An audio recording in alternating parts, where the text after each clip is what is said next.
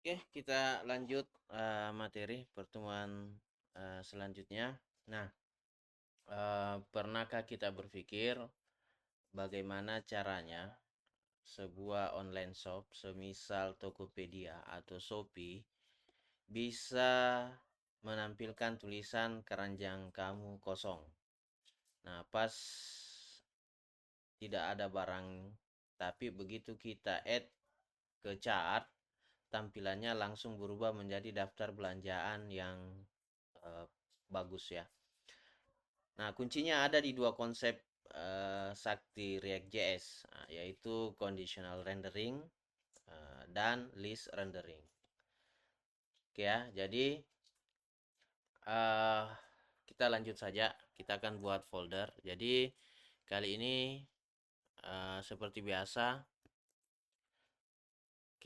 saya kasih app sebagai project utama kita. Nah, jadi di main itu kita pastikan dia ke app ya. Nah, ini untuk latihan saja dan akan mengarah ke sini. Oke. Kemudian jangan lupa kita jalankan npm run dev. Setelah itu kita ketikkan localhost port 5173. Oke ya. Nah, sekarang kita lanjut materinya. Nah, oke. Mari kita cek struktur project ya. Jadi kita akan buat project app sebagai uh, komponen utama atau komponen induk.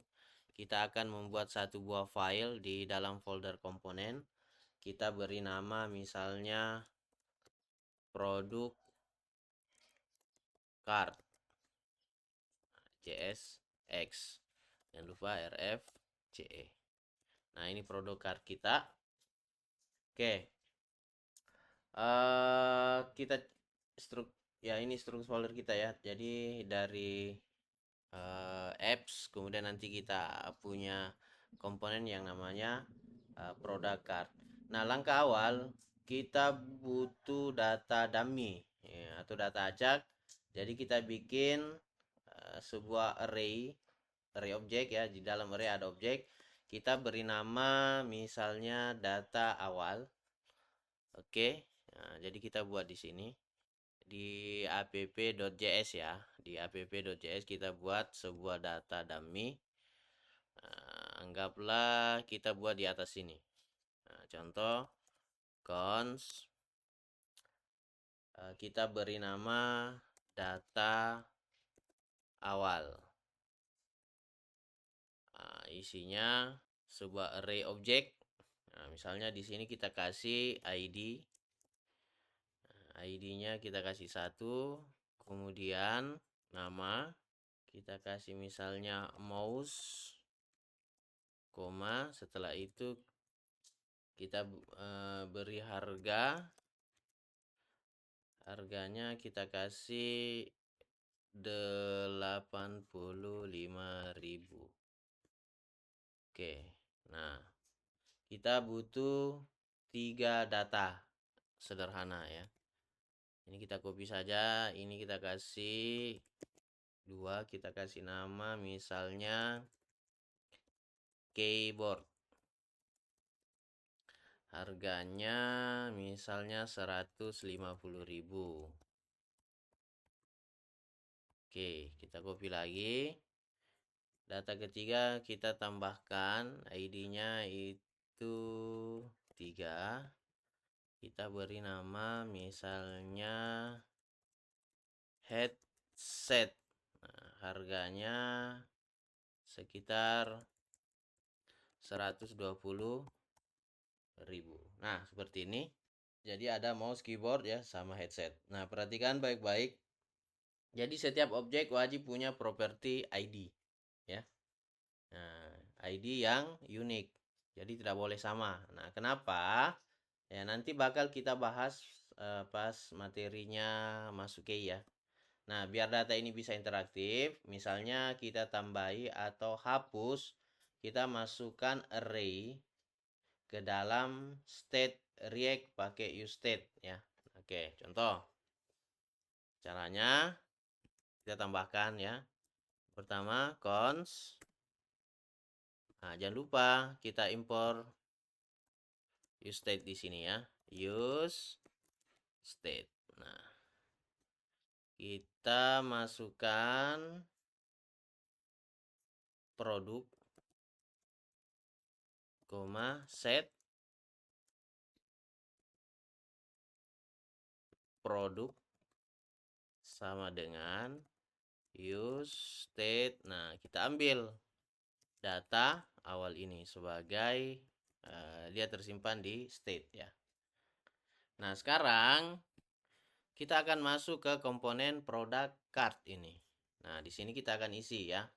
Jadi product card JSX ini, komponen ini nanti akan menerima dua props dari komponen utama kita tadi, yaitu onHapus sebagai function callback-nya ya, onHapus dan produk ya. Nah, dalam JSX-nya kita bikin card bersih ya, pakai Tailwind. Nah, tentunya biar kelihatan profesional ya. Kemudian nanti kita format angkanya pakai metode bawaan JavaScript. Nah, yang seperti kita praktekkan di sebelum-sebelumnya, yaitu menggunakan local string, supaya nanti misalnya kalau angka 85.000, nah bakal otomatis rapi. Oke, kita langsung saja ya. Nah, nanti kita akan menangkap sebuah props ya dari komponen induk. Kita beri nama produk, onHapus. Oke. Perhatikan sekali lagi, untuk membuat props di dalam functional komponen itu harus diawali dengan kurung kurawal ya. Kurung kurawal. Ingat, harus pakai kurung kurawal. Nah, sekarang kita lanjut. Kita tambahkan di sini. Kita langsung pakai tag artikel. Kemudian kita kasih class name. Misalnya kita kasih warna putih. Paddingnya kita kasih 4. Kita kasih rounded saja ya. Rounded. Kasih bayangan. Kita kasih flex ya nanti. Kemudian justify between. Dan itemnya center. Oke, seperti ini ya. Nah, agar kelihatan ini saya miringkan seperti ini. Oke. Nah, ini. Kemudian nanti di dalamnya kita tambahkan sebuah div. Nah, isinya di dalamnya ada H2. H2 nanti berisi judul ya.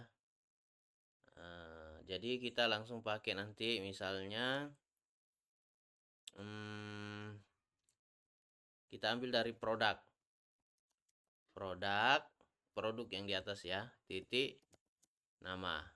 Nah, ini kan belum ada karena kita belum kirim di komponen apps tadi itu. Oke, kita kasih kelas name div-nya. H2 nya kita kasih kelas name.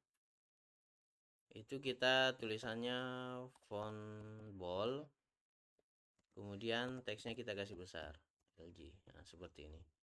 Nah, kemudian di bawahnya kita kasih tag paragraf. Nah, isinya kita kasih kelas dulu. Kita kasih kelas name, text, gray 600. Nah, isinya enter saja ya. RP. Kita kasih bracket, kurawal. Kemudian kita panggil produk yang di atas ya, props produk, titik, kita tambahkan metode bawaan JavaScript.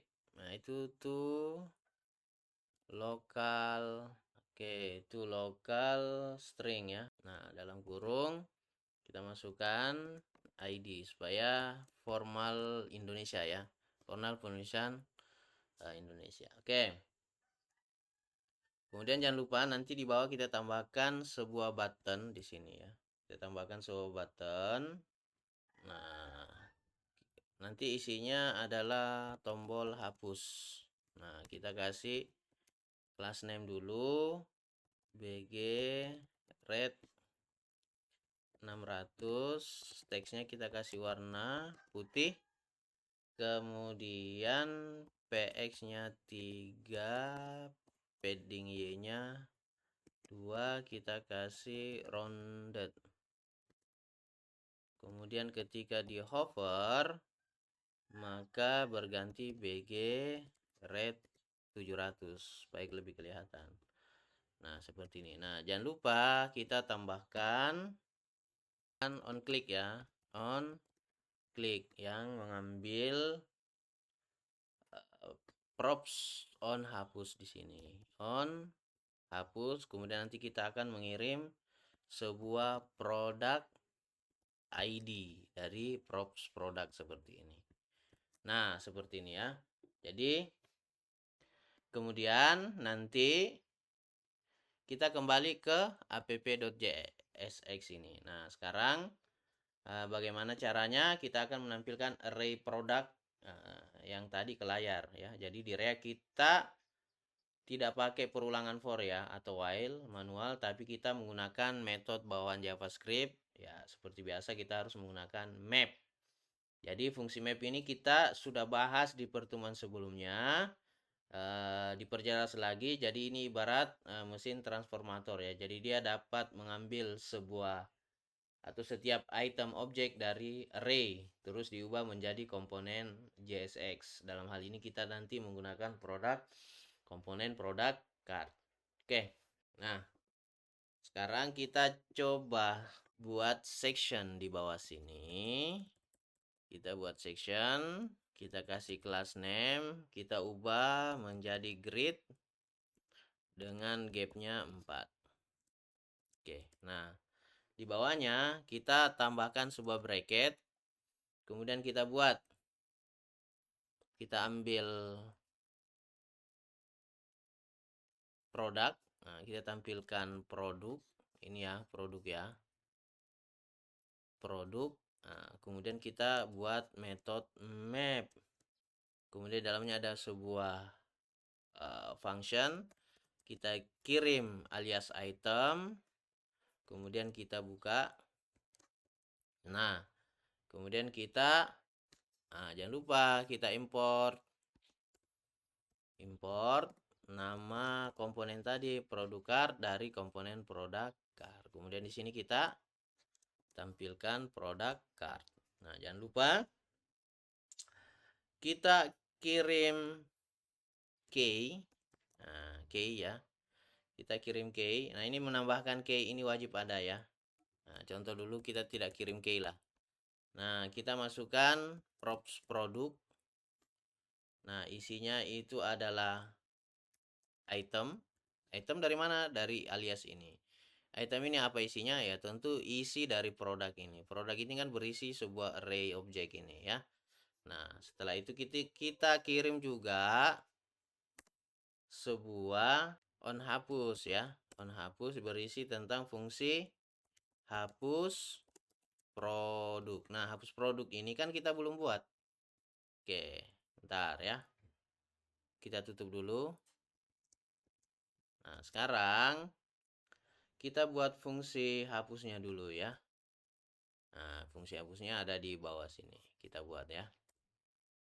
Kita buat function hapus produk. Samakan ya, hapus produk. Kemudian buka kurawal. Nah, jangan lupa kita masukkan parameter ID sini untuk menangkap ID-nya. Nah, seperti ini. Nah, kemudian kita masukkan set produk. Isinya adalah sebuah fungsi, misalnya daftar.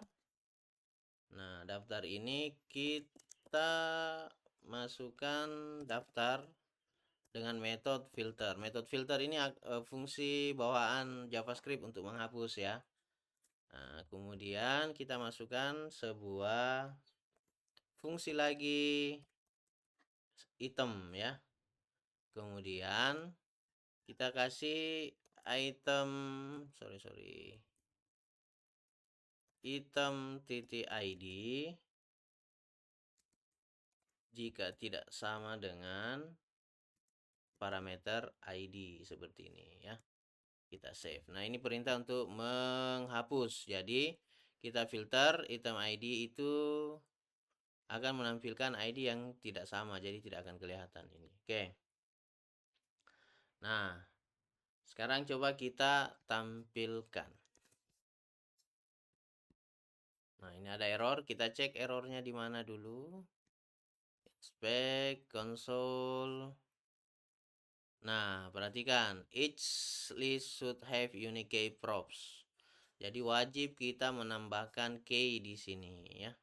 Meskipun ini tidak ditangkap di product card itu sendiri. Kita tambahkan key. Nah, kita tambahkan item ID seperti ini. Kemudian kita refresh. Masih ada error. To locate the batch use set state call inside product card. Product card. Oke, berarti ada kendala di product card. Kita lihat. Nah, ini harusnya. Nah, ini tidak boleh ya. Ini harusnya kita tambahkan sebuah fungsi dulu seperti ini. Kemudian on, hapus, kemudian masukkan produk.id. Oke. Kita save. Nah, sekarang udah tampil ya. Nah, seperti ini. Jadi, oke, kita coba tes. Nah, ini. Oke, sekarang kita tambahkan conditional rendering ya, untuk kita cek kondisi produk lengthnya. Oke, caranya kita kembali ke app. Nah, di sini kita tambahkan sebuah operator ternary ya untuk condition rendering. Nah, caranya, nah ini kan kalau kita jalankan, kita hapus ya. Nah, ini akan hapus semua. Kita hapus. Karena XML product is undefined. Kita harus menggunakan return di sini ya. Oke. Kita coba lagi, refresh, kita hapus. Nah, sudah berhasil ya. Nah, ini objek belum kelihatan. Nah, rupiahnya berarti ada yang salah di sini. Kita cek. Ya, ini jelas salah, produk titik harga harusnya ya. Produk titik harga to local string. Baru dia kelihatan harganya. Oke. Nah, kita hapus, hapus, hapus. Nah, di sini kan kita tidak kelihatan nanti pada saat dihapus semua, kita tidak tahu bahwa datanya itu masih ada atau tidak. Nah, kita tambahkan conditional rendering di app.js ini. Nah, caranya menambahkan condition rendering, nah ini. Caranya seperti ini. Kita tambahkan kurawal di sini ya. Nah, kemudian tambahkan produk. Jadi kita menggunakan operator ternary ya. Ketika length ya, jumlah produknya itu sama dengan 0, maka yang pertama, buka kurung pertama kita tampilkan. Kita buat JSX di sini ya. Isinya misalnya kita kasih class name BG white, kemudian P-nya 4, kita kasih rounded text center, text center, kemudian text gray 500. Nah, isinya nanti kita isi semua produk telah dihapus. Jadi ini menggantikan tadi data yang kosong. Nah, ini masih error ya, karena belum ada penutupnya. Nah, sekarang kita kasih titik 2. Jika kondisinya false, nah, boleh ini section ini kita pindahkan ke dalam sini. Nah, seperti ini. Jangan lupa kita rapikan, klik kanan, format dokumen. Oke. Kita coba ya. Ketika kita hapus, jalan condition rendering, semua produk telah dihapus. Nah, itu maksudnya ya. Jadi ketika sudah tidak ada data, maka tampilkan ini. Jika masih ada, maka tampilkan mapnya seperti ini. Oke ya. Jadi sangat mudah. Nah, gampang ya. Jadi hari ini kita sudah berhasil membuat sebuah komponen prop, state, event, list rendering sampai dengan conditional rendering. Jadi buat kalian yang mau tantangan levelnya naik, silakan dicoba tambahkan satu form input sederhana buat nambahin produk baru ke dalam list. Nah, atau tambahkan tombol reset data biar pas produk habis bisa dikembalikan lagi kalau sudah berhasil. Oke. Pertemuan kita cukup sampai di sini dan terima kasih.